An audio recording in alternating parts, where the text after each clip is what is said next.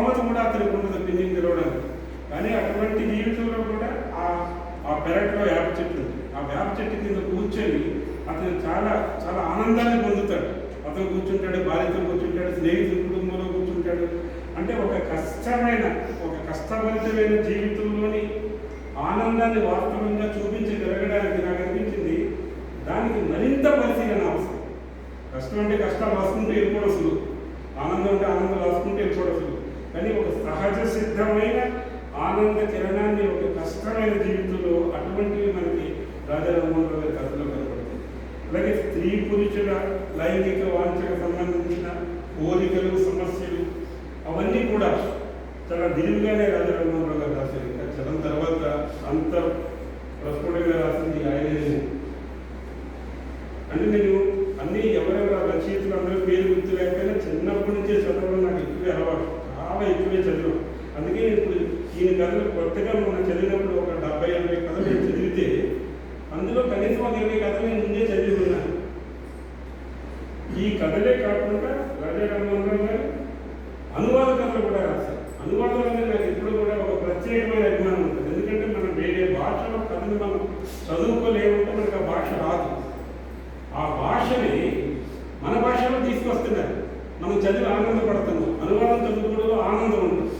అలాగే ఈయన కథలు ఇతర భాషల్లో అనువదింపబడ్డాయి. అది ఒక తెలుగు భాషగా మన కథలు వేరే భాషలోకి వెళ్ళినప్పుడు అది మనకి కొంచెం గర్వాన్ని ఇస్తుంది. మన కథని వేరే భాషలోకి తీసుకెళ్ళారు, వేరే కథలు మన భాషలోకి తీసుకెళ్ళారు.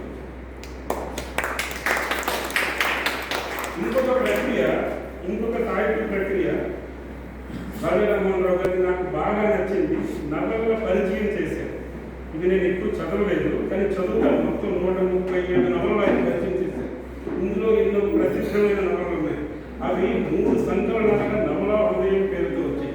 అంటే వీరేశలింగం గారు రాసిన తెలుగులో మొట్టమొదటి నవలగా చెప్పబడే రాజశేఖర చరిత్ర, చిలకమర్తి వారు రాసిన గణపతి, పున్నవ లక్ష్మీనారాయణ గారి మాలపల్లి, చలం మైదానం, విశ్వనాథ్ గారి వేయి పడగలు, అడవి బాబురాజు గారి నారాయణరావు, ఇంకా అల్పజీవి రావిశాస్త్రి గారి అల్పజీవి, కాలాతీత వ్యక్తులు శ్రీదేవి గారిది, బుచ్చిబాబు చివరికి మిగిలింది, గోపీనాథ్ గారి అసమర్థుని జీవయాత్ర, చివరికి ఎద్దరుపూడి సెక్రటరీ. ఇన్ని అని కాదు, అంటే ఎన్నో నవలల్ని ఆయన విశ్లేషణాత్మకంగా పరిచయం చేశారు. ఇందులో చాలా ప్రయోజనాలు ఉంటాయి. మనకి ఇవన్నీ చదవాలంటే చాలా మందికి ఇష్టం ఉండొచ్చు. 1000 పడగల గురించి అందరూ విని ఉండొచ్చు. 1000 పేజీలు చదువుకోలేమనుకోవచ్చు. దానికి ఒక చక్కని ఇంట్రడక్షన్ మనకు కావాలంటే ఇది చదివితే, ఈ నవలా హృదయం చదివితే ఈ నవలన్నింటి యొక్క పరిచయం మనకు వస్తుంది.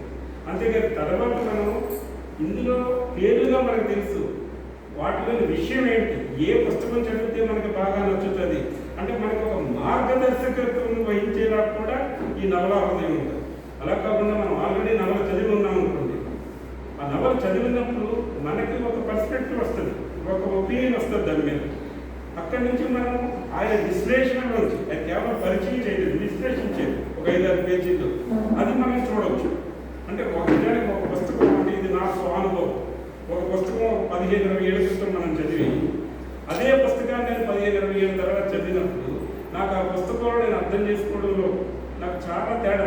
ఈ పాయింట్ నేను ఇంతకుముందు ఎలా మిస్ అయ్యాను ఇది అర్థం చేసుకోవడంలో కవిత్వమే కాదు, ఇవే నవల్లో కూడా కనిపిస్తుంది.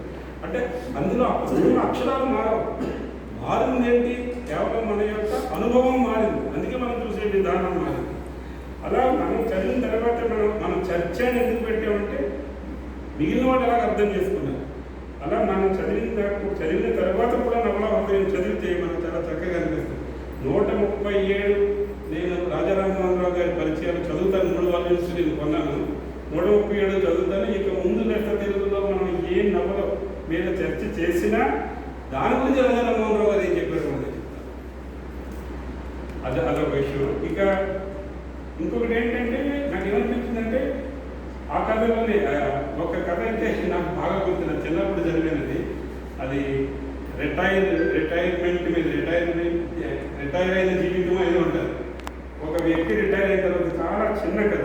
రిటైర్ అయిన తర్వాత ఆఫీస్లో అందరూ కూడా సన్మానం చేయాలనుకుంటారు, అందరూ కూడా డబ్బులు వేసుకుంటారు. కానీ ఆ మధ్యతరగతి జీవితాల్లో వాళ్ళు వేసుకుంటారు డబ్బులే వాళ్ళకి చాలా భారంగా ఉంటాయి. సో పైకి నవ్వుతూ లోపల తిట్టుకుంటూ వేసుకుంటారు అన్నమాట. రిటైర్ అయిన వ్యక్తి చాలా ఆనందపడుతున్నా వీళ్ళందరూ పైకి నవ్వుతుంటారు. మా నాన్నగారు రిటైర్ అయినప్పుడు నాకు ఆ కథ గుర్తొచ్చింది. అప్పటికి 1979 ముందే నేను చదివాను. అది అలాగే ఈ కల్తీ జీవితం కథలో నిజానికి అందులోనే నాకు అది చదవమని చెప్పారు. ఆ కథలో చివరికి భార్య చనిపోతుంది. చనిపోవడానికి కారణం కల్తీ మందులని తెలుస్తుంది. రసం అవుతుంది, ఆడపిల్ల పడుతుంది, కానీ భార్య చనిపోతుంది.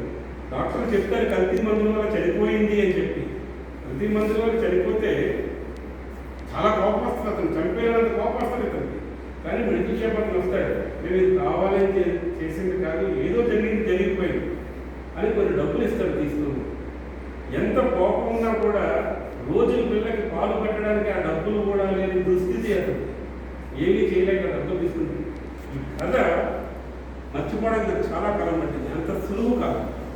ఇప్పుడు అంటే కొన్ని మనల్ని బాధ పెట్టే విషయాలు మనం అంత త్వరగా మర్చిపోలేదు. ఆ గ్రేట్ ఇండియన్ కిచెన్ అనే ఒక మలయాళం సినిమా వచ్చింది.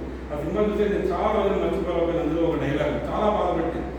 ఆ డైలాగ్ ఉండడం మీద చాలా కథలు అలా చాలా మనల్ని బాధపడితే అనిపిస్తుంది. ఒక కథ చదివే మనం ఇన్ని రోజులు బాధపడుతున్నామంటే ఆ కథ రాయడానికి, ఆ కథని అనుభవించడానికి, ఆ కథ ఆయన వచ్చి రావడానికి ఆయన ఎంత బాధపడింది. అటువంటి బాధపడే కథని ఇన్ని రాయగలిగారంటే మనిషి మీద చాలా ప్రేమ ఉన్నది, సాటి మనిషి మీద. లేకపోతే అటువంటి కథలు రాయని, అటువంటి కథలు చాలా. అంతేకాదు జీవితంలో కొన్నిసార్లు ఎలా ఉంటుందంటే కొన్ని సమస్యలు మధ్యతరగతిలో ఇది సమస్య అని చెప్పుకునేది పెద్ద సమస్యగా ఉండదు, అలాగని మర్చిపోయేది చిన్న సమస్యగా ఉండదు. సమస్య జీవితంలో భాగమైపోతుంది, జీవితంలో నిర్లిప్తి పెరిగిపోతుంది సమస్య భాగమైపోయినప్పుడు. అటువంటి సమస్యను కూడా రాజరామంలో ప్రస్తావిస్తూ గడియారం కథ చాలా కథలు ఉంటాయి. వాళ్ళకే తెలియదు సమస్య అని చెప్పి అలవాటు పడిపోయి ఉంటాయి. అటువంటి సమస్యను కూడా ప్రస్తావించిన కథలు ఉంటాయి. చాలా చిన్న చిన్న కథలు ఉంటాయి, చాలా చక్కని కథలు రాశారు. ఆయనకి ఎన్నో బహుమతులు వచ్చాయి, 30కి పైగా కథలకు బహుమతులు వచ్చాయి. ఆయన కథలు జ్ఞానపీఠ సంకలనాల్లోనూ సాహిత్య అకాడమీ సంకలనాల్లోనూ వచ్చాయి, ఎన్నో పురస్కారాలు వచ్చాయి. ఆయన ఇంకా రాస్తున్నారు, ఇంకా ముందు ముందు రాస్తూ ఉండాలి. ఆయన చాలా క్వశ్చన్లు కూడా అడగాలని ఉంది. మనకి ఒక 2 విషయాల తర్వాత ఆయన మాట్లాడతారు.